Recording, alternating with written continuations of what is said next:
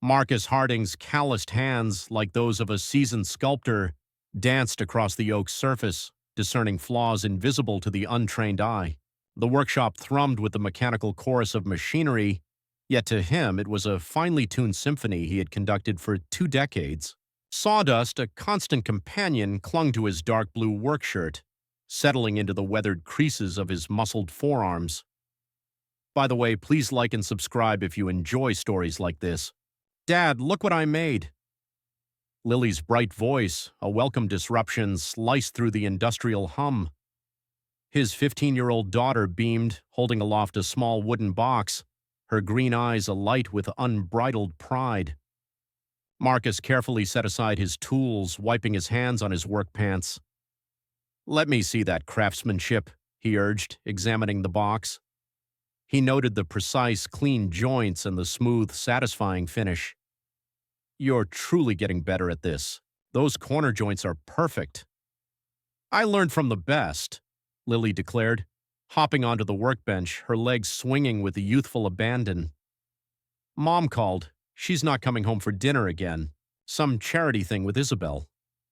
Marcus's jaw tightened almost imperceptibly, a fleeting shadow crossing his features. "Then it's just you and me tonight, kiddo. How about we fire up the grill?" The mention of Serafina's perpetual absence no longer surprised him. His wife's social calendar had, over the past year, swollen with engagements that seemed to multiply like rabbits. She hailed from old money, a lineage that cast a disdainful eye upon craftsmen like him. He vividly recalled the day she first entered his shop, resplendent in designer clothes, her nails impeccably manicured, commissioning a custom dining set. "You're sure about the materials?" he'd questioned then, observing her expensive tastes. "I know quality when I see it," she'd purred, her fingers tracing the polished surface of a finished table. "And your work, it's exceptional." They had fallen hard and fast.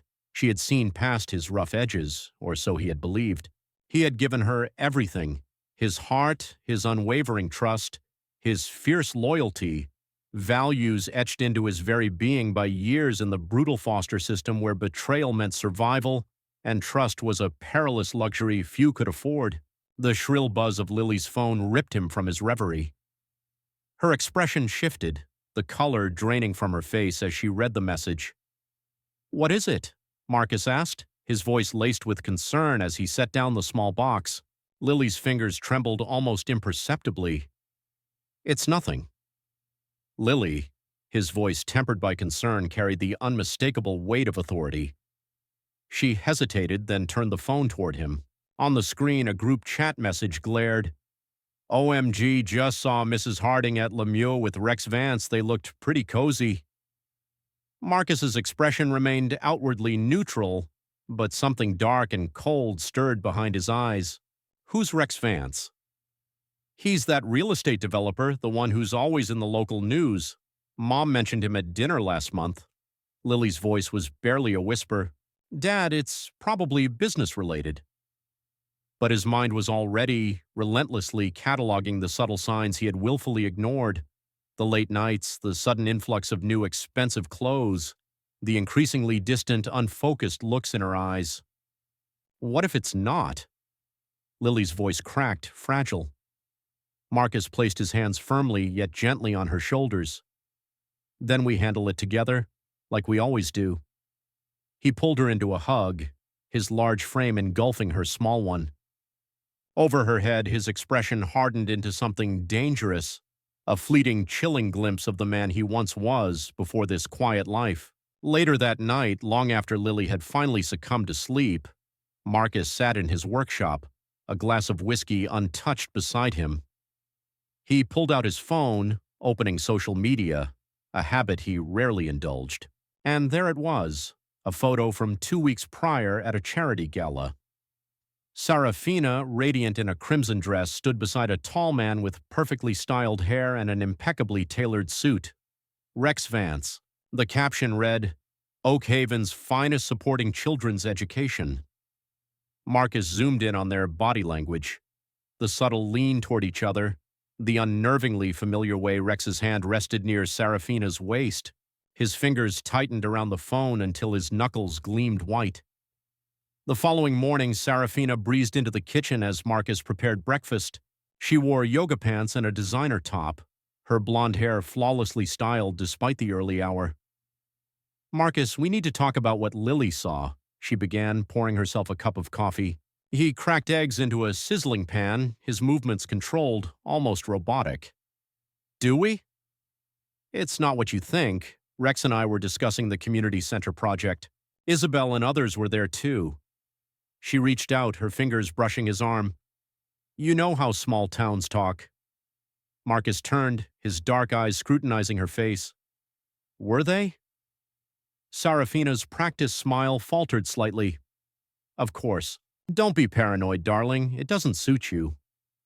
He noted the almost imperceptible tremor in her hand as she lifted her coffee cup, the way she stubbornly refused to meet his gaze. In the foster homes, he had learned to read people's tells, to spot the lies before they became daggers in his back. "You're right," he said, his voice deliberately calm. "Small towns do talk." Relief, too quick, too obvious, flickered across her face. "Exactly. Now I have a lunch meeting, but I'll be home for dinner tonight." As she left, Marcus watched her through the window, observing how she immediately checked her phone upon entering her car. His hands, still strong from years of shaping wood, gripped the counter edge. He had built this life from nothing, crafted it as meticulously as his finest pieces. If someone was trying to break it apart, they would learn why he had earned the nickname the Hammer long before he became a craftsman. The morning dissolved into a blur of work orders and deliveries. Marcus lost himself in the rhythmic solace of his craft, allowing the familiar motions to soothe the simmering rage beneath his surface. Around noon, his phone buzzed with a text from Daniel, the Anvil Hayes. "Saw something you should know about. Stop by the garage when you can." Marcus arrived at Anvil's garage 30 minutes later. Daniel was beneath a car, rock music blaring from speakers in the corner. He rolled out from under the vehicle when he heard Marcus's boots on the concrete. "Brother," Daniel greeted, wiping his hands on a rag. His muscled frame spoke of his military days, and his eyes held the same hardened resolve as Marcus's. "Saw your wife's car at the Golden Oak Hotel yesterday. Wasn't going to say anything, but after what you mentioned about the restaurant." Marcus's expression remained unreadable, but his voice dropped to a dangerous whisper. "What time?" "Around 2. She wasn't alone." Daniel met his friend's gaze steadily. "You need backup?" "Not yet." Marcus clasped his friend's shoulder. "But keep your phone on." The rest of the afternoon passed with Marcus processing this new, damning information. He thought about the man he'd been before, the one who solved problems with his fists rather than his words, the one who had learned in the foster system that sometimes violence was the only language people understood. He had buried that man when he met Sarafina, transforming himself into someone he believed was worthy of her love. Now, as doubt gnawed at his carefully constructed life, he felt that old familiar darkness rising. If his suspicions proved true, someone would learn why they called him the Hammer, and it wouldn't be because of his carpentry skills. Marcus stood in his workshop, the rhythmic rasp of sandpaper against a piece of walnut, destined to become part of a custom bedroom set, doing little to quiet the tumultuous storm within him. The conversation with Sarafina that morning had left him deeply unsettled, her excuses too polished, too rehearsed, too smooth. Then his phone rang. Lily's specific ringtone cut through his thoughts. He snatched it, noting the time. 2:15 p.m. She should have been in class. "Lily, what's wrong?" Her voice, when it came, was trembling, thick with unshed tears. "Dad, Mom's boyfriend is here."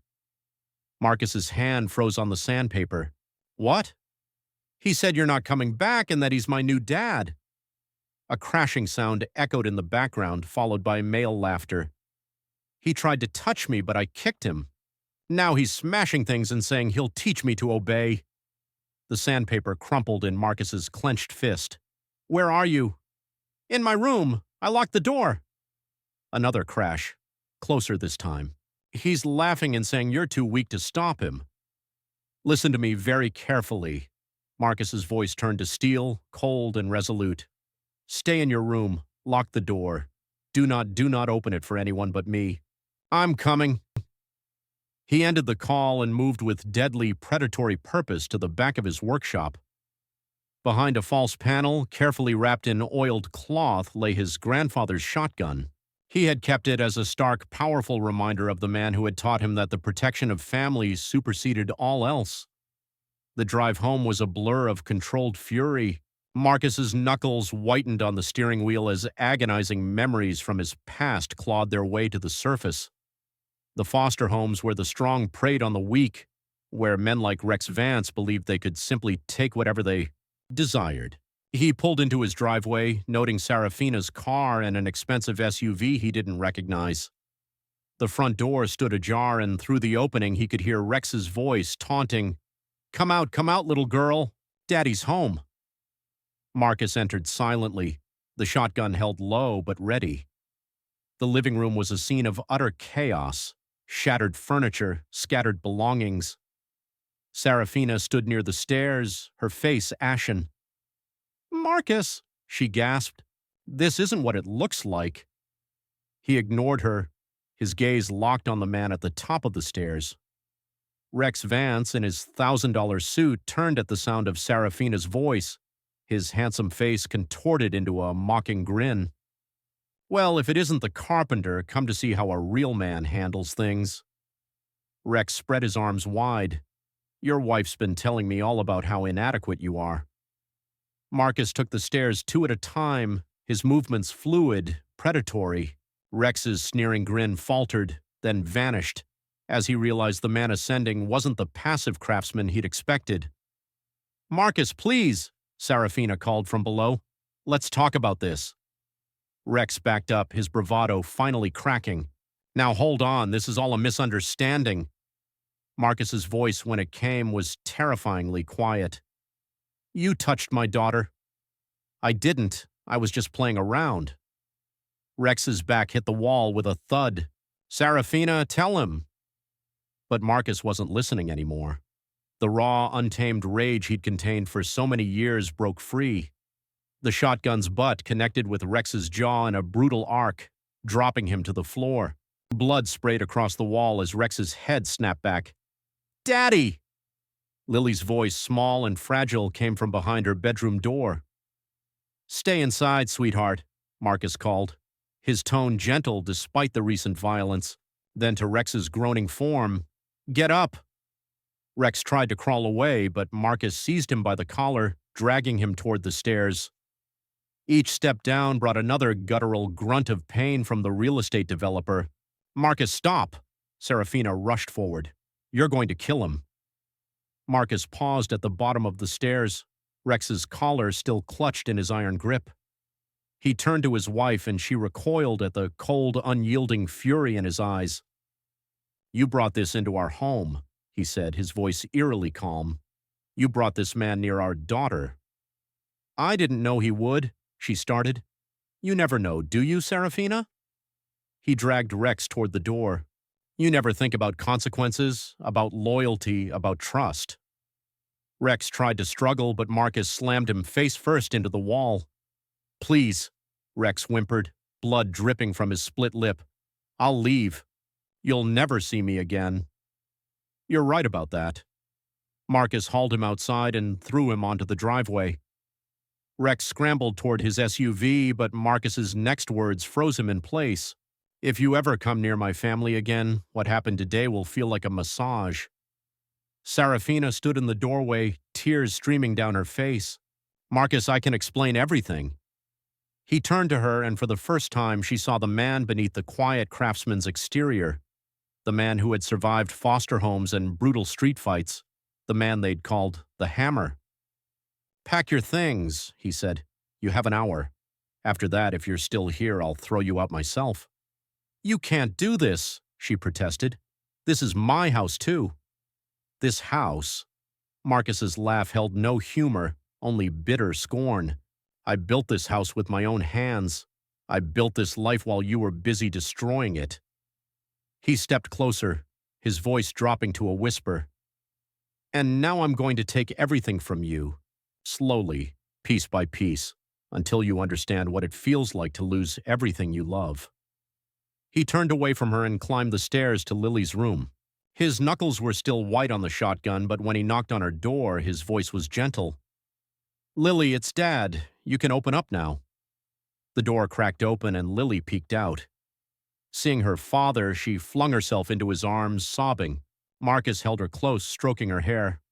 "It's okay, baby, I'm here. No one's going to hurt you." "I was so scared," she whispered into his chest.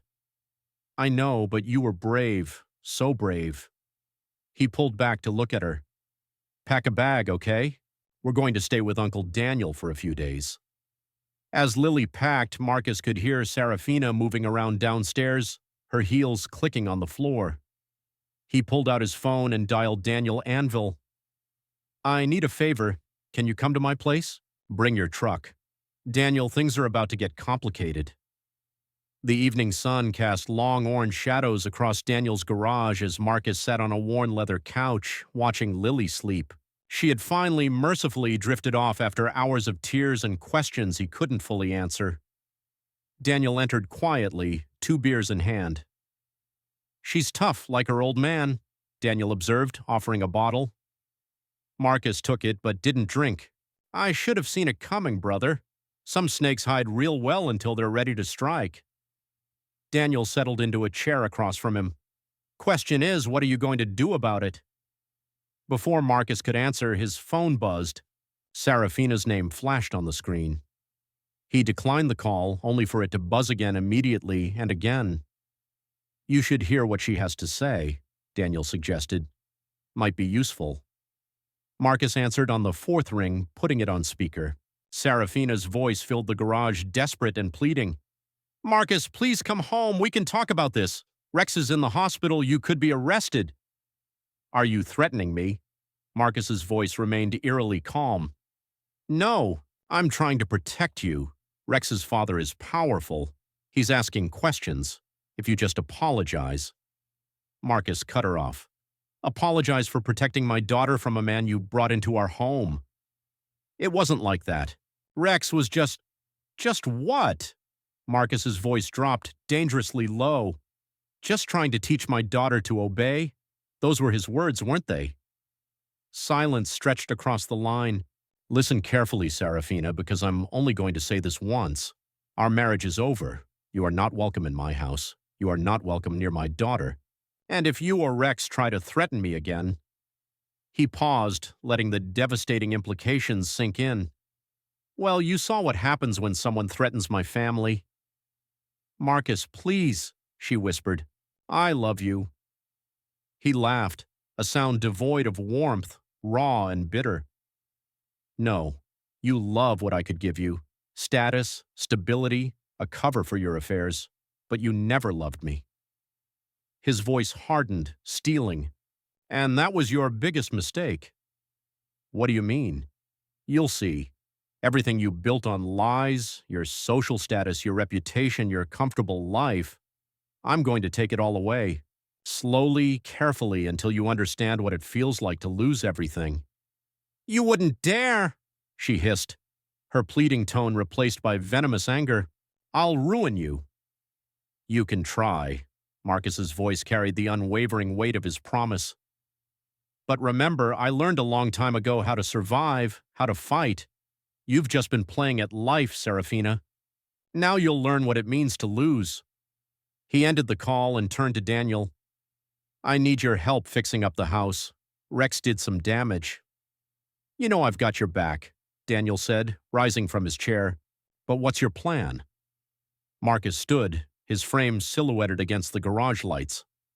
"First, we document everything. The damage to the house, Rex's threats, all of it. Then we get a restraining order. Not just against Rex, but against Serafina, too. I won't have her near Lily after this. She won't take that lying down." "No," Marcus agreed, his eyes hardening. "She won't. That's what I'm counting on." They drove back to the house, finding it empty but still bearing the raw scars of the afternoon's violence. Broken furniture littered the floor, and there were dents in the walls where Rex had lost control. Marcus moved through the rooms, taking photos with his phone, his jaw tightening at each new sign of destruction. In Lily's room, he found her books scattered across the floor, her desk overturned. The sight of her violated space made his hands tremble with renewed fury. Daniel appeared in the doorway, reading his friend's expression. "We'll fix it all," Daniel assured him. "Make it better than before." Marcus nodded, but his mind was already racing ahead. She'll try to spin this, paint me as the violent one, the unstable ex-foster kid who snapped. "Let her try," Daniel said, beginning to right the furniture. "People in this town know you. They've seen how you are with Lily, how you've built your business. They won't buy it." As if on cue, Marcus's phone buzzed with a text from an unknown number. It was a link to a social media post, Serafina's account. She'd already begun her campaign, posting about escaping an abusive situation and how appearances can be deceiving. Marcus showed the phone to Daniel. "See? It begins. What are you going to do?" Marcus pocketed his phone, his expression cold but determined. "Nothing, not yet. Let her make her moves, let her think she's winning. The bigger the lie, the harder the fall." They worked into the night, slowly restoring order to the house. As they cleared away the last of the broken furniture, Marcus paused, holding a framed photo he'd found under some debris. It showed him Serafina and Lily at a family picnic 2 years ago. They looked happy, normal. It had all been a lie. He placed the photo face down on a shelf. "Daniel, I need one more favor." "Name it." "Take Lily to school tomorrow. I need to make some arrangements and I don't want her alone." Daniel nodded, understanding the unspoken concern. "You think Rex might try something?" "No," Marcus said, his voice carrying a dangerous edge. "He's a coward, but Serafina, she's desperate now, and desperate people do stupid things." Later that night, after Daniel had left and the house was quiet, Marcus sat in his workshop. The familiar smells of wood and varnish surrounded him, but they brought no peace tonight. He pulled out his phone and began meticulously making notes, names, dates, connections, everything he knew about Rex Vance, about Serafina's social circle, about their patterns and habits. In the foster system, he'd learned that knowledge was power, that to survive, you had to know your enemies better than they knew themselves. He had buried those instincts when he married Serafina, tried to be the man she claimed to want. But now, as he cataloged her betrayals, he felt the old skills returning, sharper, more potent than ever. The sound of a car passing slowly by the house made him look up. Through the workshop window, he caught a glimpse of Serafina's red BMW. She was watching, probably hoping to see signs of regret, of weakness. Instead, Marcus stood in full view of the window and stared directly at her car. Even from this distance, he knew she could feel the chilling weight of his gaze. The car accelerated away, and Marcus allowed himself a grim, satisfied smile. She'd come looking for cracks in his armor, for signs that she could manipulate him back into line. Instead, she'd found the man he used to be, the one they called the Hammer, staring back at her. Tomorrow, he would begin dismantling her carefully constructed world. But tonight, he had preparations to make. He opened his laptop and began composing an email to his lawyer. The subject line read, "Emergency restraining order request, domestic violence." The quiet of the night settled around him as he worked, broken only by the crisp sound of his typing and the occasional creak of the old house settling. In Lily's room upstairs, a light still burned. She'd asked to sleep at home tonight, wanting to reclaim her space. Her courage made his heart swell with fierce pride, even as it fueled his unyielding resolve. They had tried to break into his world, to shatter what he had painstakingly built. Now they would learn why that had been a terrible mistake. Marcus the Hammer. Harding hadn't earned his nickname through weakness, and by the time he was done, both Serafina and Rex would understand precisely what they'd awakened. As the first hints of dawn began to paint the sky, Marcus finally closed his laptop. Phase 1 was complete. The legal groundwork laid, the trap set. Now all he had to do was wait for them to make their next move, and they would. People like Serafina and Rex always did. Their pride wouldn't let them do anything else. He climbed the stairs quietly, checking on Lily before heading to his own room. She was finally asleep, her face peaceful despite the day's trauma. Marcus stood in her doorway for a long moment, his expression softening as he watched her chest rise and fall. "I promise you," he whispered, a sacred vow, "they'll never hurt you again." It was a promise he intended to keep, no matter the cost. The quiet life he'd built might be shattered, but from its ruins he would forge something stronger, something unbreakable. And anyone who dared to harm his family again would learn why he'd once been feared on the streets that had raised him.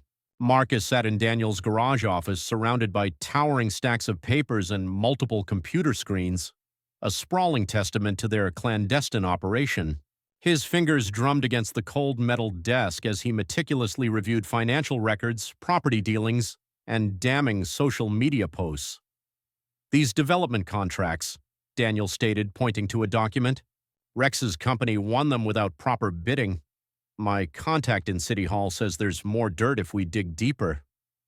Marcus leaned forward, his gaze dissecting the numbers. "Who's your contact?" "Remember Jimmy from the Corps? He works in records now. Says Rex's paperwork is too clean, like someone sanitized it. Get me everything he has." Marcus pulled out his phone, checking messages. 3 missed calls from Serafina, a text from his lawyer about the restraining order. "How's security at Lily's school?" "My guys are watching. No sign of Rex or Serafina," Daniel replied, crossing his muscled arms. "But there's chatter. Serafina's friend Isabel is spreading stories." Marcus's jaw tightened imperceptibly. "What kind of stories?" "The usual playbook. You're unstable, violent. She's painting Serafina as this trapped woman who finally escaped her abusive husband." Daniel snorted. "Nobody's buying it, but she's persistent." "Let them talk," Marcus said, pulling up another document. "While they're busy spinning tales, we'll build our case. Rex's father wants answers. He'll get them." A soft knock at the garage door interrupted their focused work. One of Daniel's mechanics stood there, looking uncomfortable. "Boss, Mrs. Harding's outside. Says she needs to talk to her husband." Marcus and Daniel exchanged knowing glances. Through the office window, they could see Serafina pacing by her car, phone pressed to her ear. "Want me to send her away?" Daniel asked. "No." Marcus stood, his movements deliberate, controlled. "I want to hear what story she's telling now." He walked out to meet her, noting how she had dressed for effect. Expensive clothes, perfect makeup, the very picture of a distressed wife. She ended her call as he approached. "Marcus," she began, her voice trembling, feigning fragility. "Rex's father is asking questions. He's threatening to involve the police." "Is that why you're here? To warn me?" His voice carried no emotion, a flat, unsettling monotone. "Or to threaten me?" "I'm trying to help you." She stepped closer, reaching for his arm. He moved back, and she flinched at the glacial coldness in his eyes. "Rex's father has connections. He could ruin you." "Like you tried to ruin our daughter?" Serafina's composure finally cracked. "That wasn't my fault. I didn't know Rex would—" "You never know, do you?" Marcus's voice deepened, a chilling whisper. "You didn't know he was violent? Didn't know he'd threaten a child? Tell me, what do you know?" "I know you're angry," she countered, a desperate attempt to regain control. "But think about your business, your reputation. If you back off now, we can handle this quietly." Marcus's laughter was a cruel, cutting sound that made her instinctively recoil. "My reputation? You mean the one your friend Isabel is so diligently trying to shatter?" He moved closer, his presence radiating an almost palpable menace despite the deceptive calm of his tone. "Here's how this is going to unfold. You're going to call off your attack, Doctor, put a stop to these baseless rumors, or I unleash the truth. Every last damning detail." "You wouldn't dare! It would wound your precious reputation, too," she spat, fear flickering in her eyes. "The difference, my dear, is I don't care about reputation. I care about justice." He produced his phone, displaying a document that made her blood run cold. Remember this development deal? The one Rex forced through without proper bidding? I wonder what the DA would make of those figures. The color drained from Serafina's face. How did you... I learned a great deal in foster care, he stated, his gaze unwavering. Like how to expose a con, how to meticulously gather evidence, how to be patient. He pocketed his phone. You and Rex played your twisted games with other people's lives. Now you'll discover what happens when someone decides to play back. Marcus, please, she whispered, her carefully constructed mask finally fracturing. We can fix this. No, he stated, a grim finality in his voice. We can't, but I can fix what you broke. He turned to leave, then paused, a predatory gleam in his eye. Oh, and Serafina, tell Isabel that if even one more whisper of a rumor about me surfaces, I'll start revealing what I know about her husband's offshore accounts. He walked away, leaving her utterly alone, staring blankly after him. Inside the garage, Daniel waited. She'll run straight to Rex, he predicted. Good, Marcus replied, shrugging on his jacket. Let them panic. Desperate people make mistakes. Later that evening, an unknown number delivered a text to Marcus, a video, security footage from a restaurant, capturing Serafina and Rex in a clandestine embrace months ago. Another text followed. There's more where this came from. Thought you might want to know what else they've been hiding. Marcus forwarded the damning video to his lawyer, then dialed Daniel. We've got another player in this game, someone sharing proof of their affair. Friend or foe? Daniel asked. Doesn't matter, Marcus answered, a steely resolve in his voice. We'll use it all. He opened his laptop, the screen illuminating his determined face as he began a new document. Time to show them what real revenge looks like. Across town, Serafina paced her opulent hotel room, frantically redialing Rex's number. When he finally answered, his voice was slurred, clouded by pain medication. They're digging into the contracts, she blurted, no preamble. Marcus knows about the bidding process. Impossible, Rex groaned. Those records were scrubbed clean. Well, he has them, she retorted, pacing erratically. And he's not stopping there. Your father's pressure isn't working. If anything, it's fueling his determination.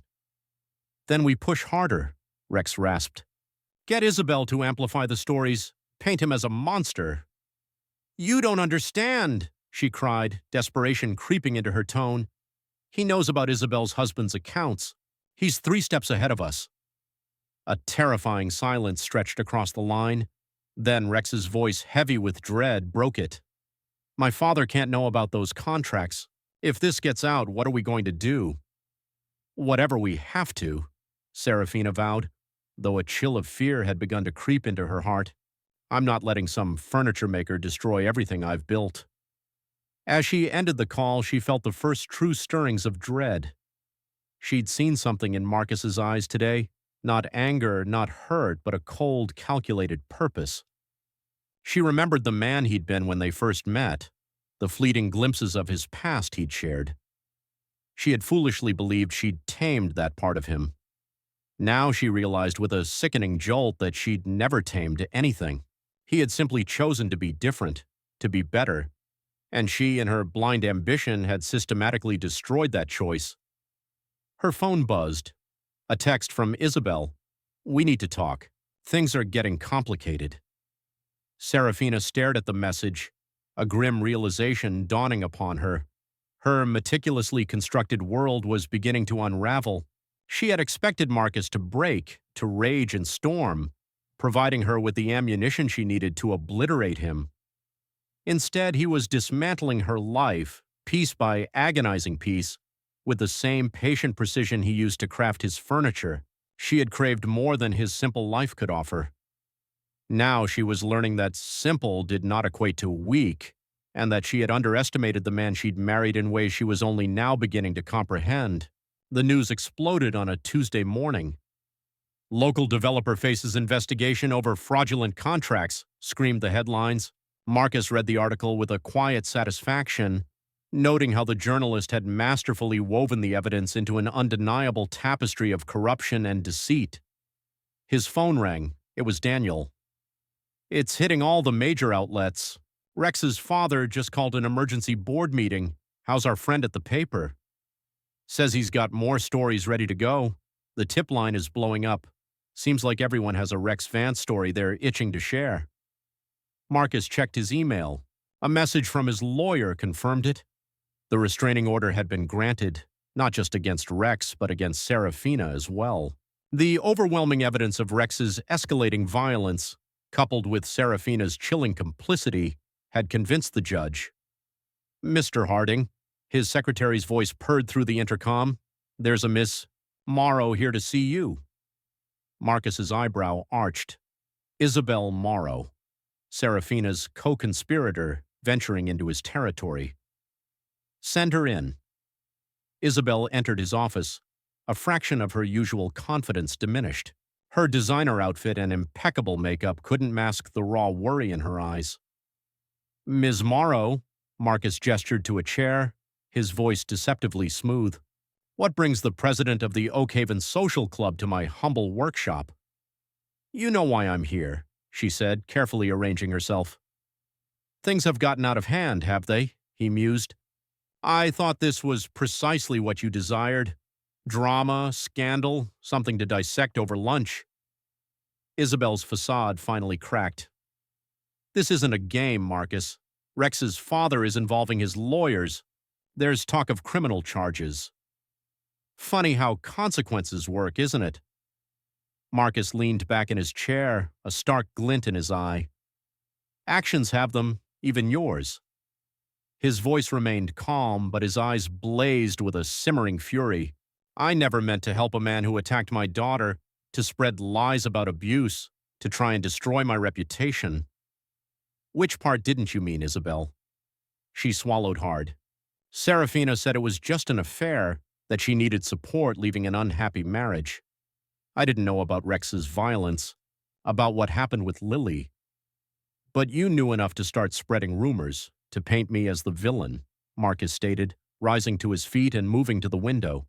"Tell me, does your husband know about the money you've been moving through those offshore accounts?" Isabel went utterly pale. "How did you—" "I have friends too, Isabel," he said, turning back to face her, his gaze piercing. "Friends who know how to unearth things people desperately want to hide." He paused, letting the weight of his words settle. "So here's what's going to happen. You are going to publicly retract your statements, admit you were mistaken, and then you are going to tell me everything you know about Serafina's elaborate plans. She'll never forgive me. That's not my concern," Marcus said, sitting again, his presence filling the room. "Your choice is simple. Help me or I start sharing what I know about your financial dealings." Isabel's hands trembled as she clutched her purse. She's desperate. She's been meeting with Rex's father, trying to convince him to use his influence to stop the investigation, but it's not working. Rex, he's becoming unstable.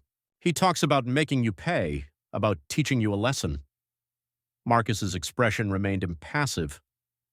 "And what do you think about his chances?" "I think—" Isabel met his gaze for the first time, a raw honesty in her eyes. "I think Serafina never understood what she had, what she so carelessly threw away. She thought you were simple, controllable. She was wrong."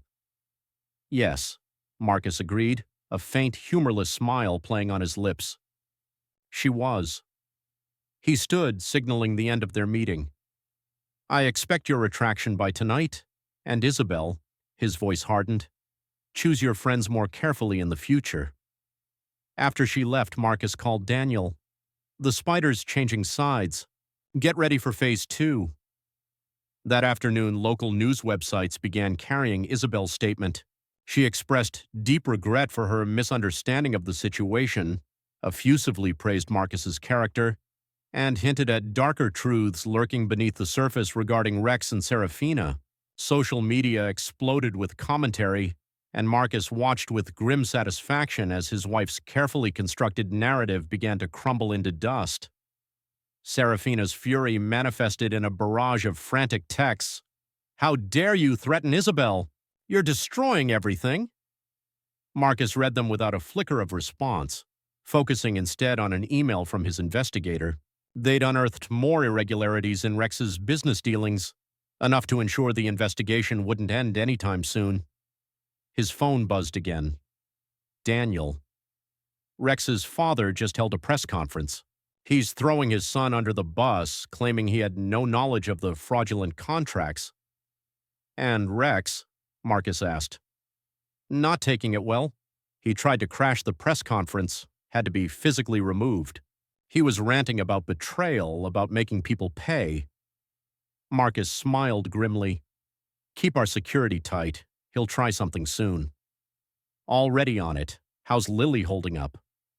At the mention of his daughter, Marcus's voice softened. Better. The counselor says she's processing everything well. She's stronger than anyone knew.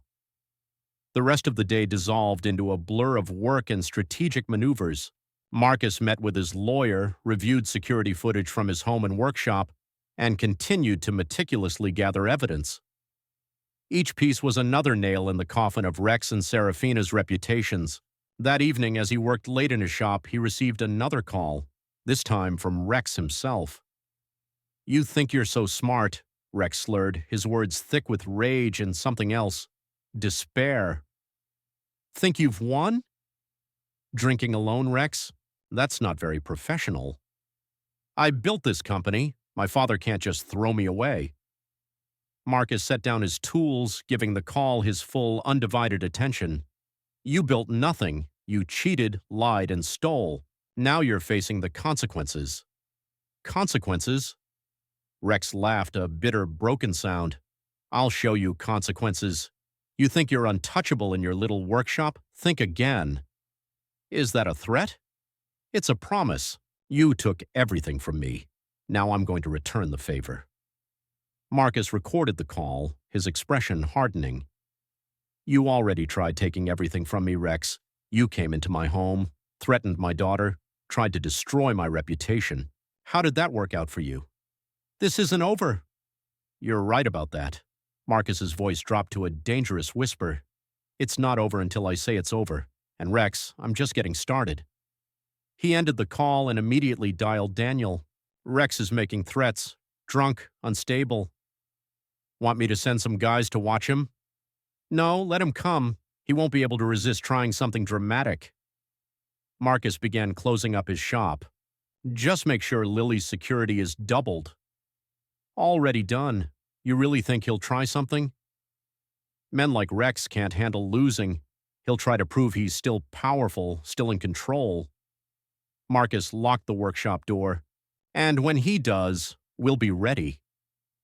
He drove home through the quiet streets of Oak Haven, his mind already plotting the next moves in this intricate chess game of revenge.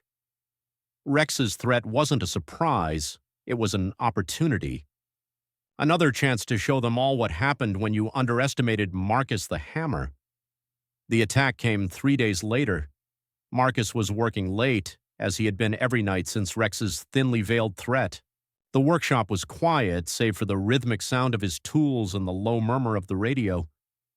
The first indication that something was amiss was the sudden, unsettling silence as the power cut out, plunging the workshop into suffocating darkness. Marcus didn't move, didn't call out. He had been expecting this.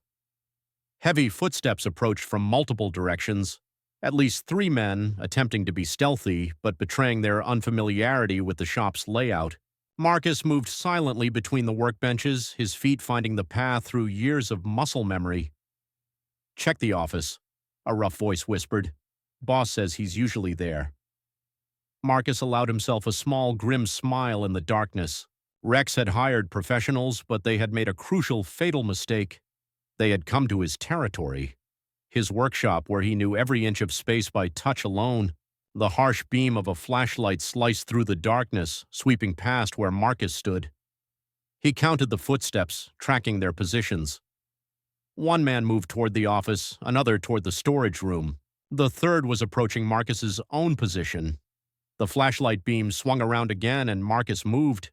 His fist connected with the first man's throat, a sickening thud that cut off any warning cry.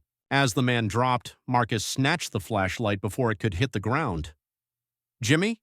one of the others called softly. "You good?" Marcus clicked the flashlight once, a deceptive signal. Footsteps approached, and he waited until the second man was almost on top of him before striking. This one went down with a muffled grunt, but it was enough to alert the third man. "We've got company." The last attacker opened fire, bullets splintering the wood where Marcus had been mere seconds before. Marcus moved through his workshop like a phantom, utilizing the familiar obstacles to his advantage. He heard the attacker's ragged breathing, the shuffle of uncertain feet. This one was scared now, a chilling realization dawning that something had gone terribly wrong. "Where are you?" the man demanded, his gun sweeping wildly. "Right here." Marcus's voice came from directly behind him. Before the man could even turn, Marcus had him in a crushing chokehold. "Tell Rex he'll have to do better than this." The man struggled, then went limp in Marcus's grip. Marcus held on for a few more agonizing seconds before letting him slump to the floor. Light flooded the workshop as Daniel flipped the power back on. He stood in the doorway, phone in hand. "Got it all on camera," Daniel said, stepping over one of the unconscious men. "Police are 3 minutes out." Marcus nodded, surveying the scene. "Check their phones. I want to know who hired them." They worked quickly, efficiently gathering evidence. The men carried no identification, but their phones told the entire story. Text messages from a burner number, payment details, explicit instructions for the hit. Police sirens wailed in the distance as Daniel held up one of the phones. "Look at this. They were supposed to rough you up, take pictures, make it look like you attacked them first." "Rex is getting desperate," Marcus said, his voice cold and devoid of emotion, "trying to paint me as the violent one." The police arrived and Marcus gave his statement. Security footage from Daniel's hidden cameras showed the entire brutal attack, leaving no doubt about who was the victim and who were the aggressors. As the police led the attackers away, Detective Sarah Chun pulled Marcus aside. "Mr. Harding, this is the second incident involving you and Rex Vance. Want to tell me what's really going on?" "Check their employment records," Marcus suggested, his gaze unwavering, "and maybe look into who's been paying them." The detective's eyes narrowed. "You seem very calm for someone who just survived an attack." "I'm a simple man, Detective. I just want to protect my family and run my business. Simple men don't usually have professional security systems and military-grade surveillance." She gestured toward Daniel's cameras, "or friends with tactical training." Marcus met her gaze, steadily. "In my experience, Detective, it's better to be prepared." After the police left, Daniel helped Marcus clean up the workshop. "Rex won't take this well," Daniel said, righting an overturned workbench. "No, he won't," Marcus agreed, picking up a splintered piece of wood, part of a custom order he'd been working on. "But he just gave us exactly what we needed." The next morning, Marcus sat in his lawyer's office reviewing the police report. James Morrison, his attorney, spread photos across his desk. "This is perfect," Morrison declared. "With the restraining order already in place, this attack proves Rex is escalating. We can push for criminal charges." "What about his father's influence?" Morrison smiled, a knowing glint in his eye. "That's the beauty of it. The old man's already distancing himself from Rex. He won't risk his reputation by interfering." Marcus's phone buzzed. A message from Serafina. "This has to stop, please, before someone gets hurt." He showed the message to Morrison. "Add this to the evidence file. Shows she knows about Rex's plans. You're really going to take them both down, aren't you?" "They brought violence into my home," Marcus stated simply. "Threatened my daughter. Actions have consequences." Later that day, Marcus received an unexpected visitor. Isabel Morrow returned, looking even more distressed than during her last visit. "I have something you need to see." She placed a USB drive on his desk. "Serafina, she's been recording her conversations with Rex, planning how to destroy you, but this latest attack, it's gone too far." Marcus picked up the drive. "Why are you giving me this?" "Because I was wrong about you. About her. Isabel wrapped her arms around herself, trembling. What they're doing, it's not right, and I want no part of it. Marcus studied her for a moment. There's no going back from this, Isabel. Serafina will know you betrayed her. I know. She stood straighter, a newfound resolve in her gaze. But I have to live with myself. After she left, Marcus reviewed the recordings. Serafina's voice, cold and calculating, discussing ways to ruin him. Rex's drunken rants about making him pay, plans, schemes, manipulations, all laid bare. He called Daniel. Get these to Detective Chun and call Morrison. We're ready for the final phase. You sure about this? Daniel asked. Once we pull this trigger, Marcus said, his voice firm, they had their chances to back off. Time to end this. The next day, Marcus drove to Serafina's hotel. She met him in the lobby, her usual poise visibly shaken by the dark circles under her eyes. Come to gloat? She asked, her voice laced with bitterness. No, came to give you one last chance. He placed a document on the table between them. Sign the divorce papers. Walk away. Take what's left of your reputation and disappear. Or what? Or tomorrow everything comes out. The affair, the fraud, your part in Rex's attack. He stood, his presence towering over her. Your choice. You'd really destroy me after everything we had. Marcus looked at her, seeing not the woman he had loved, but the manipulator she had always been. You destroyed us the moment you chose him over our family. I'm just finishing what you started. He left her there, staring at the papers. In his car, he called Morrison. Be ready.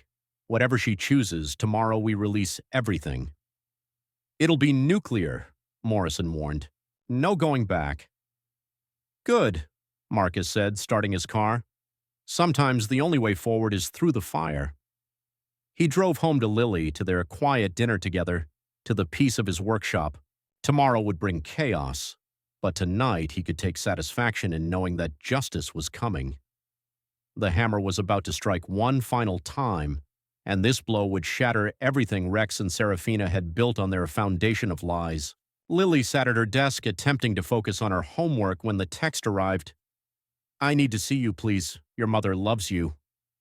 Mom, she said, showing the message to Marcus, who stood in her doorway. She won't stop, will she? No, Marcus said, his voice gentle but firm. But it's your choice if you want to see her. Lily stared at the message. I want to know why she let him hurt me. Marcus's jaw tightened, but he nodded. Then meet her, but not alone. The meeting was set for a local cafe. Marcus watched from his truck across the street as Lily walked in. Daniel sat in another vehicle, ready to intervene if needed. Serafina was already waiting, her designer clothes and perfect makeup a stark contrast to her haunted expression. She stood when Lily approached, arms outstretched for a hug that Lily pointedly did not return. Baby, I've missed you so much, Serafina said, sinking back into her chair, a forced warmth in her voice. Don't call me that. Lily's voice was steel, a quiet echo of her father's resolve. What do you want? I want you to understand. Your father, he's not who you think he is. The things he's doing to Rex, to me. You mean exposing the truth? Lily's green eyes, so like her father's, blazed with an unyielding fire. The fraud, the lies, or do you mean stopping Rex from attacking him? That's not... You don't understand. Rex was just upset. Your father provoked him. Provoked him? Lily's laugh was cold, devoid of humor.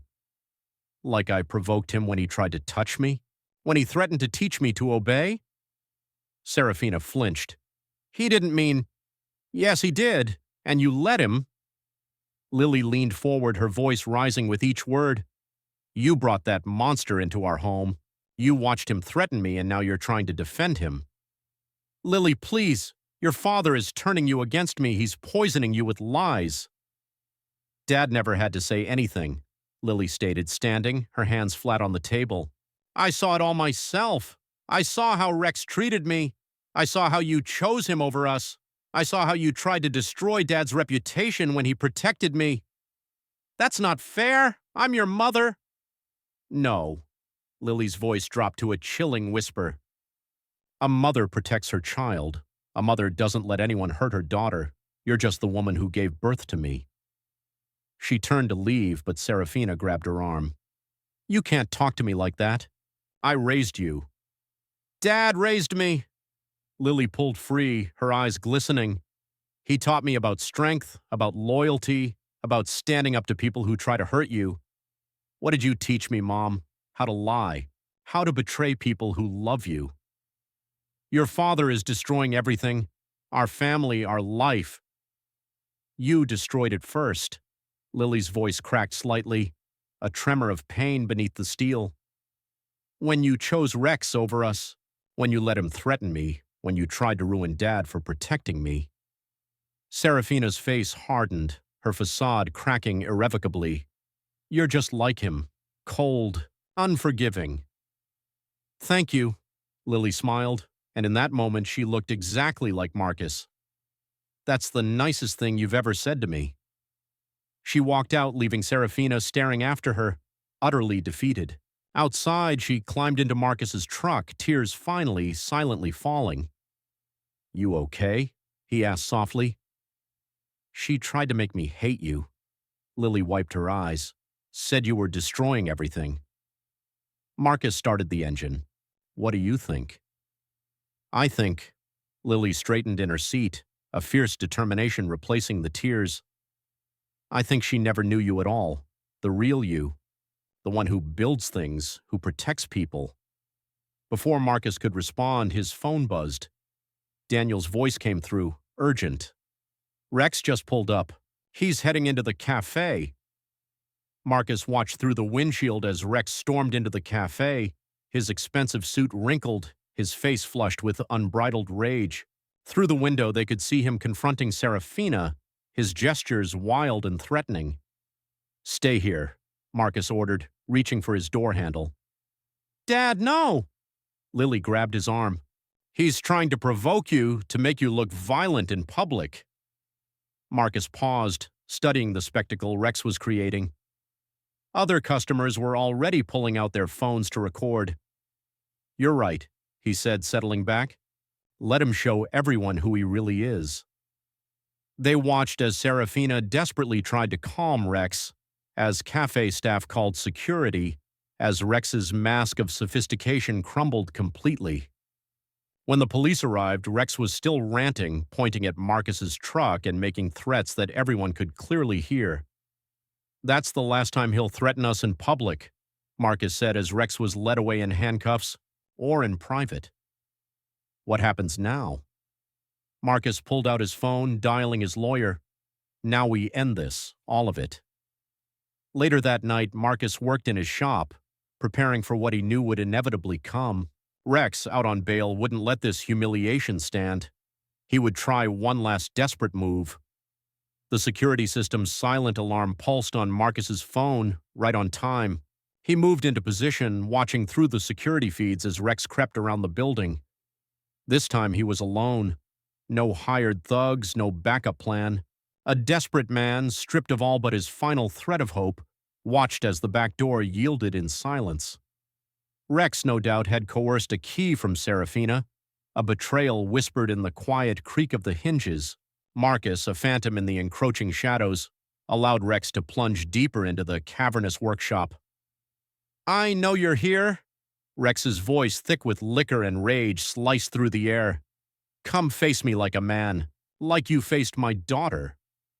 Or like you faced me with hired thugs. Marcus's voice, a chilling echo, resonated through the space. Rex spun, a gun trembling in his hand, a weapon reflecting his fractured reality. You ruined everything, he shrieked, but Marcus's reply was a hammer blow of truth. No, Rex, you did that yourself. Stepping into the dim light, hands conspicuously empty, Marcus surveyed the pathetic figure. Look at you now. The great Rex Vance breaking in, waving a gun. What would your father think? Shut up! Rex's face twisted in a grotesque mask of fury. My father abandoned me because of you. My business is gone because of you. Your father abandoned you because you're a fraud, Marcus countered, his voice devoid of pity. Your business is gone because you're a criminal. He took another step, each footfall a pronouncement of doom. And now you're here, proving everything I said about you was true. The gun wavered, a futile attempt at a threat. Stay back. Or what? You'll shoot me? Add murder to your charges? Another step. Go ahead. Show everyone exactly who you are. Rex's finger tightened on the trigger, but Marcus was a blur of motion. The gun spat fire, a bullet splintering wood as Marcus closed the distance. His fist, a weapon honed by betrayal, connected with Rex's jaw, sending him reeling.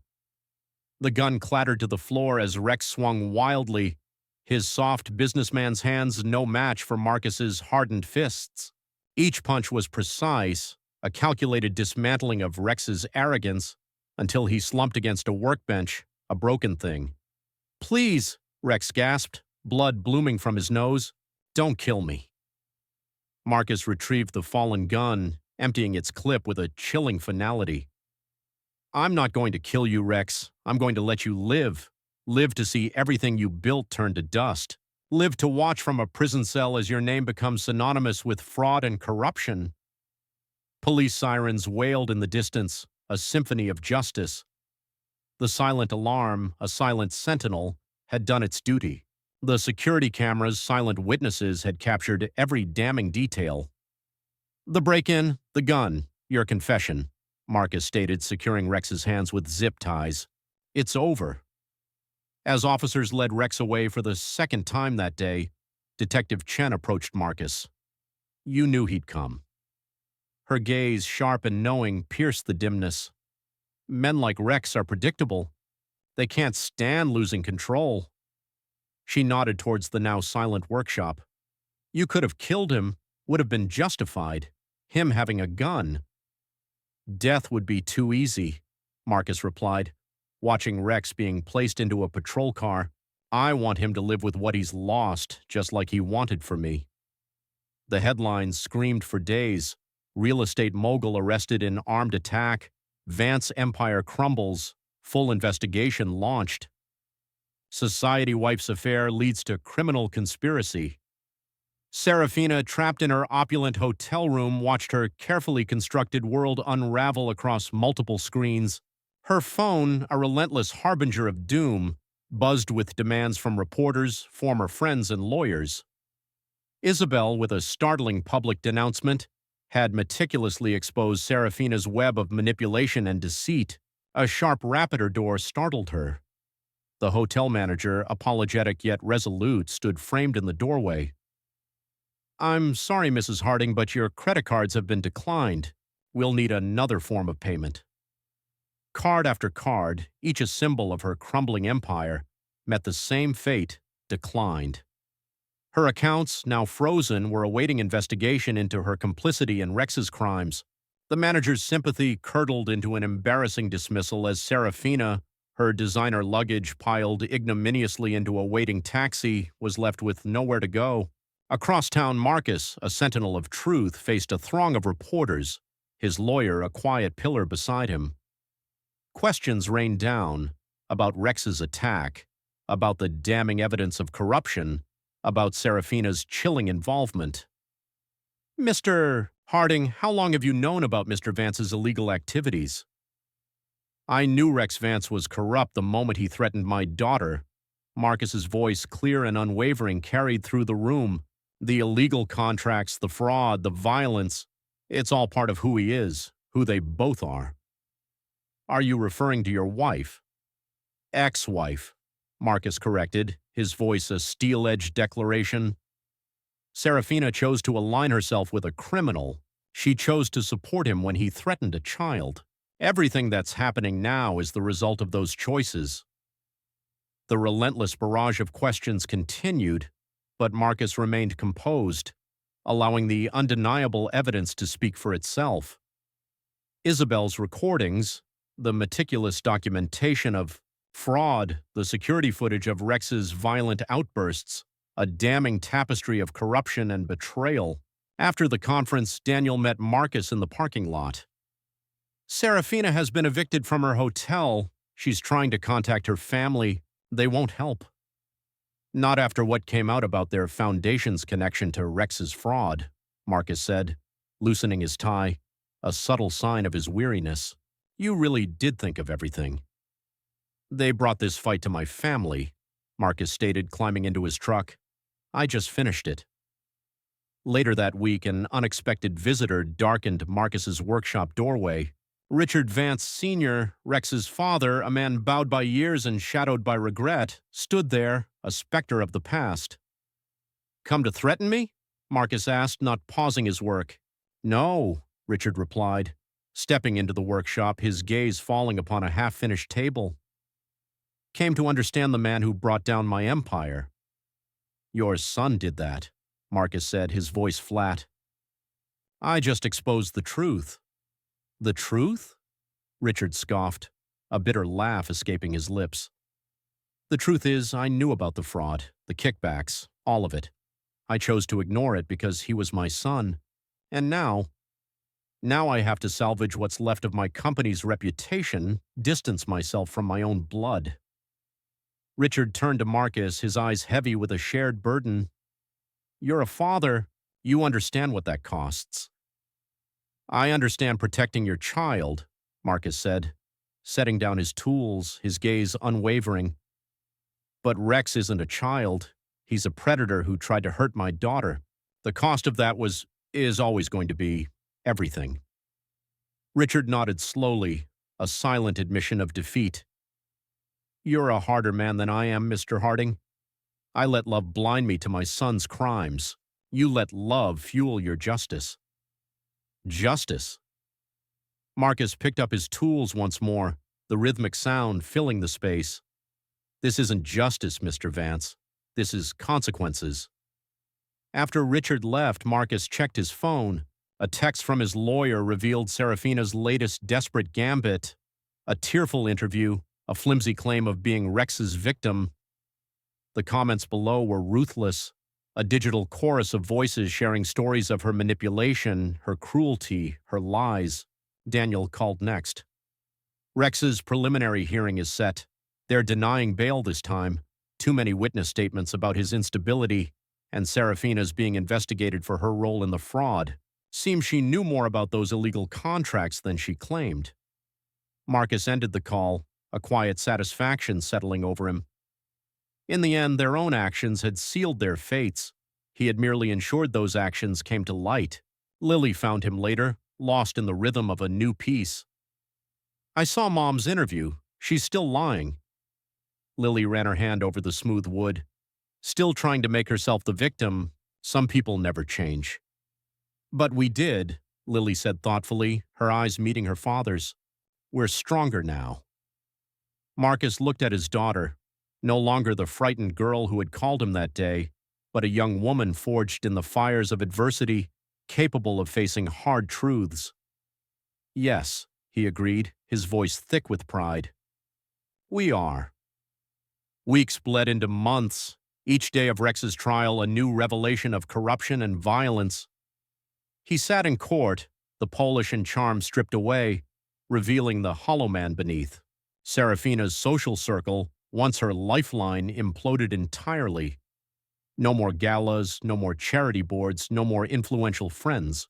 Her desperate attempts to salvage her reputation crumbled as more people came forward with chilling stories of her manipulation and deceit. Marcus, meanwhile, focused on his work, on his daughter, on the simple life that had once seemed insufficient to his ex-wife. His business thrived, built on a reputation for honesty and craftsmanship that even Serafina's venomous lies couldn't tarnish. One evening, as he and Lily worked together in the quiet hum of the shop, she asked, "Do you ever regret it, taking them down so completely?" Marcus considered the question, his hand caressing the grain of a piece of oak. "Do you remember what I taught you about working with wood? That you have to respect its nature, work with its strength, not against it. People are the same. Rex and your mother showed us who they really were. I just made sure everyone else could see it too." Lily nodded, understanding dawning in her eyes. Like revealing the grain in the wood. You didn't change it. You just brought out what was already there. Exactly, Marcus said, watching her work, pride swelling in his chest. They chose their path. All I did was make sure they walked it to the end. The legal proceedings concluded with Rex facing years in prison for fraud, assault, and attempted murder. His father's company survived, a tarnished phoenix, but the Vance name became synonymous with corruption in Oak Haven. Serafina left town quietly, her reputation in tatters, a ghost of her former self. The last Marcus heard, she had moved across the country, a desperate attempt to rebuild her life among strangers who knew nothing of her sordid past. As for Marcus and Lily, they found peace in their workshop, in their home, in the honest labor of creating beautiful things. The betrayal had changed them, but not in the way their enemies had intended. Instead of breaking them, it had revealed their strength, their resilience, their unshakable bond. One day, a customer admired a finished piece in Marcus's showroom. "I heard about what happened," she said. "About your ex-wife and that developer. Must have been hard going through that."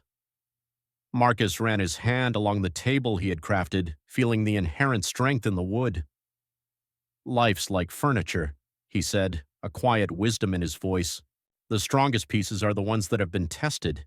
You just have to know how to work with what you're given." The customer nodded, understanding the deeper meaning. "And now," she asked. "Now we build something new," Marcus said, looking through the window to where Lily worked in the shop, her movements sure and confident. Something better. He had learned that revenge, properly executed, wasn't about violence or rage. It was about patience, about understanding the nature of your opponents, about letting them reveal their true selves to the world. In the end, Marcus, the Hammerharding, hadn't needed to destroy Rex and Serafina. He had simply created the conditions for them to destroy themselves, their own actions becoming the instruments of their downfall. As he worked in his shop each day, crafting beauty from raw wood, he knew he had chosen the right path, not just for justice, not just for revenge, but for the future he and Lily would build together. A future built on strength, on truth, on the unshakable foundation of trust between father and daughter. Epilogue. 5 years later. 5 years later, Marcus stood in his expanded workshop, now triple its original size, watching a group of apprentices work under Lily's meticulous supervision. His 20-year-old daughter moved between workstations with practiced confidence, her trained eye catching details that others might miss. "The grain pattern needs to flow naturally," she instructed a young worker, her voice firm but kind. "Remember what my father taught us. We don't force the wood, we reveal its character." Marcus smiled, a warmth spreading through his chest. After graduating high school, Lily had chosen to join the family business full-time, bringing fresh ideas and modern techniques while honoring the traditional craftsmanship he had instilled in her. Under their combined leadership, Harding and Daughter Custom Furniture had grown from a local establishment to a nationally recognized brand, renowned for both quality and integrity. Daniel entered through the back door, still clad in his garage coveralls. "The latest shipment of oak just arrived. Quality looks good." "How's the expansion going?" Marcus asked, referring to Anvil's garage, which had blossomed into Oak Haven's premier auto service center. "Can't keep up with demand," Daniel grinned, a hint of pride in his voice, thinking of opening a second location across town. He hesitated, then added, "Heard some news you might want to know." Marcus raised an eyebrow. "Oh." "Rex is up for parole next month." The name brought no emotional response for Marcus now. Rex Vance was a footnote in his life, a cautionary tale of pride and corruption. How many years has it been? 5 since the conviction? He served minimum time for good behavior. Daniel watched his friend carefully. Word is he's a changed man, found religion in prison, leads support groups, the whole redemption story. Good for him, Marcus meant it. He had let go of the anger years ago, focusing instead on building something positive from the ashes of betrayal. "There's more," Daniel continued. "Serafina is back in town." This news did cause Marcus to pause in his work. Why? Her father died last month. She's here for the estate settlement. Been trying to rebuild bridges with her old social circle, but Daniel shrugged. Memories are long in small towns. Marcus nodded, returning to his work. 5 years had changed everything. The scandal that had rocked Oak Haven had faded into local legend, a story people told about pride and consequences. Rex's father had retired, passing his reformed company to new leadership. Isabel Morrow had divorced her husband after the offshore account scandal, reinventing herself as an advocate for financial transparency in charitable organizations. "Dad," Lily approached, wiping sawdust from her hands, "the Johnson Commission is ready for final approval. Want to take a look?" They walked together to a magnificent dining set that dominated one corner of the workshop. Lily had designed it herself, incorporating elements of her father's style while adding her own modern touches. "Beautiful work," Marcus said, running his hand along the table's edge. "You've surpassed your teacher." Lily smiled. "Never, but I learned from the best, both about woodworking and about life." Later that evening, as Marcus locked up the workshop, he spotted a familiar figure across the street. Serafina stood in the fading light, her designer clothes still impeccable, but her face bore the undeniable weight of years and regret. Their eyes met briefly before she turned away, hurrying toward her rental car. At home, Marcus found an envelope in his mail, a letter from Rex Vance. He considered throwing it away unopened, but decided against it. The past had no power over him anymore. Inside was a simple note. "Mr. Harding, I don't expect forgiveness, nor do I deserve it. But as I prepare to rejoin society, I wanted you to know that I understand now what I destroyed, not just my own life, but the trust and safety of a family. My actions were unforgivable, especially toward Lily. I've spent these years trying to become someone different than the man who did those things, Rex V." Marcus shared the letter with Lily over dinner. She read it silently, her expression thoughtful. "Do you believe him?" she asked. "I believe people can change," Marcus replied, "but that doesn't mean they're owed forgiveness." "I saw Mom today," Lily said quietly. "At the grocery store. She looked small, different. Are you okay?" "Yeah," Lily smiled. "You know what I felt when I saw her? Nothing, no anger, no pain. She's just someone who used to be in our lives." Marcus understood perfectly. They had built something too strong to be haunted by old wounds. The next morning, Marcus arrived at the workshop early to find another familiar face waiting. Richard Vance Sr., Rex's father. "Been following your company's growth," the older man said without preamble. "You've built something impressive here." "What do you want, Richard?" "Rex's parole hearing is next month. He's asked about making amends." "No." Marcus's voice was firm but not unkind. "Whatever redemption Rex is seeking, he needs to find it without involving my family." Richard nodded, seeming to expect this answer. "You know, I never thanked you." "For what?" "For stopping him, for exposing everything. If you hadn't—" Richard sighed. "He might have destroyed himself completely. Prison, it gave him boundaries, consequences, things I never did." After Richard left, Marcus worked on a special project, a hope chest he was creating for Lily's upcoming wedding. She had met James, a local architect, 2 years ago.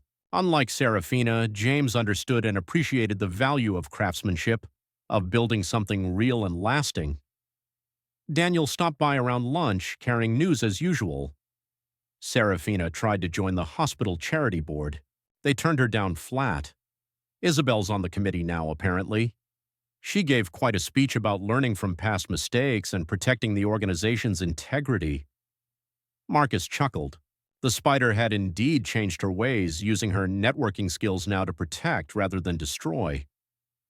"Life's funny," Daniel mused. 5 years ago we were planning revenge. Now look at us. Business owners, community leaders. You've got a daughter getting married. I've got 2 new locations opening. We won." "It was never about winning," Marcus replied, carefully fitting a joint together. "It was about building something true." That evening, as Marcus and Lily worked late in the shop, A young apprentice asked about the shop's name change. The sign outside now proudly read, Harding and Daughter Custom Furniture. People said I should keep my options open, Lily explained, sharing a smile with her father. Maybe go to college, see the world, but I already knew where I belonged. This isn't just a business. It's a legacy of honesty, of quality, of doing things right. Marcus watched his daughter demonstrate a complex joinery technique to the apprentice, her movements sure and confident. She had taken the lessons of their darkest time and built something beautiful from them, just as they did with raw wood. The next week brought an invitation to speak at the local business college about entrepreneurship and ethics. Marcus had become something of a local legend, not for the scandal, but for how he had handled it. Students wanted to hear about maintaining integrity in the face of adversity, about building a business on principles rather than just profit. During the lecture, a student asked about forgiveness and second chances in business. Forgiveness is personal, Marcus answered, but trust is earned through actions, not words. The same principles apply whether you're crafting furniture or rebuilding a reputation. You can't cut corners, can't fake quality. People see through that eventually. After the lecture, Marcus drove past the old Vance building, now housing a vibrant tech startup. Rex's empire had crumbled, but something new and potentially better had grown in its place. It was the way of things. Destruction and renewal, breaking down and building up. At home, he found Lily reviewing wedding plans. The ceremony would be held in the workshop, her choice, surrounded by the tools and creations that had shaped their lives. James and I want to build our own furniture, she announced, her eyes shining with excitement, for our home together. Marcus nodded, understanding the symbolism. I'll teach him if he's willing to learn. He is, Lily smiled. He says he wants to understand what makes us who we are, not just the craftsmanship, but the principles behind it. Later that night, Marcus sat in his workshop alone, working on Lily's hope chest. Each piece of wood was carefully chosen, each joint perfectly fitted. It would be his wedding gift to her, not just a beautiful piece of furniture, but a symbol of everything they had built together. He thought about the changes 5 years had brought. Rex finding purpose in prison, Serafina learning to live with the consequences of her choices, Isabel redirecting her talents toward positive ends, even Richard Vance finally facing his role in his son's downfall. But the most important changes were closer to home. His relationship with Lily had grown stronger through adversity. Their business had flourished, built on a foundation of trust and quality. They had taken the worst life could throw at them and crafted something beautiful from it. The hope chest was nearly complete. Marcus ran his hands over the smooth wood, feeling the strength in its joints, the character in its grain. Like their lives, it was something built to last, something that would grow more beautiful with time and care. Next week, Rex's parole hearing would happen. Serafina would eventually leave town again. Life would go on. But here in his workshop, with the evidence of his life's work surrounding him, Marcus knew he had chosen the right path. Not the path of endless revenge, but the path of building something better from the wreckage of betrayal. The hope chest would hold Lily's treasures, just as their workshop held their shared legacy. A legacy not of bitterness or revenge, but of creation, of growth, of turning raw materials into something fine and lasting. As Marcus added the final touches to the chest, he reflected on the lesson he learned and taught. True strength isn't in destroying things, but in building them. Not in holding on to anger, but in crafting something too beautiful for anger to touch. The workshop lights glowed warm against the evening darkness, and inside, Marcus Harding continued his life's work. Not just shaping wood, but shaping a legacy of integrity, craftsmanship, and unshakable bonds. The past had tried to break them, but instead it had only revealed their true grain, their essential character, strong and beautiful and built to last. Ladies and gentlemen, since you've listened to the end of this story, please subscribe to the channel and write in the comments which state you're watching from. Let's see what percentage of elite viewers make it to the end. And please kindly turn your attention to the screen after this message. There you'll find a full playlist of thrilling stories, a subscribe button for the channel, and our most captivating story. Click enjoy and thank you.